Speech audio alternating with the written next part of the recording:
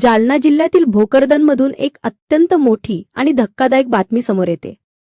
वालसावंगी बसस्थानक परिसरात विद्युत रोहित्राचा भीषण स्फोट झाला असून या आगीत एका व्यावसायिकाचे स्वप्न क्षणात खाक झाले आहे। हो, ही दृश्य आहेत वालसावंगी येथील। बसस्थानक परिसरातील 19 केमी क्षमतेच्या ट्रान्सफॉर्मरचा इन्सुलेटर अचानक मोठ्या आवाजासह फुटला आणि पाहता पाहता आगीने रौद्ररूप धारण केले। या आगीच्या भक्ष्यस्थानी पडलं ते शुभम खराटे यांचं चिकनचं दुकान।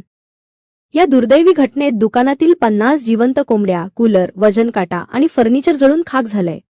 इतकंच नाही तर दुकानाशेजारी उभी असलेली दुचाकी ही आगीत जळून कोळसा झाली आहे।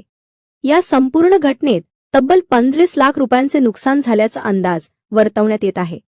घटनेवेळी परिसरात मोठी पळापळ झाली होती, मात्र स्थानिक सामाजिक कार्यकर्ते गणेश गाडेकर आणि ग्रामस्थांनी दाखवलेल्या प्रसंगावधानामुळे वीज पुरवठा तातडीने खंडित करण्यात आला आणि मोठा अनर्थ टळला।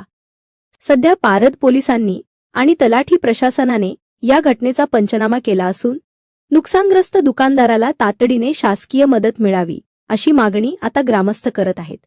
शिवशाही न्यूज प्रतिनिधी मजहर पठाण, भोकरदन। ताज्या घडामोडी जाणून घेण्यासाठी शिवशाही न्यूज यूट्यूब चॅनलला सबस्क्राइब करा। आपण हा व्हिडिओ फेसबुकवर पाहत असाल तर फेसबुक पेज फॉलो करा आणि शिवशाही न्यूज.com या आपल्या वेबसाईटलाही भेट द्या।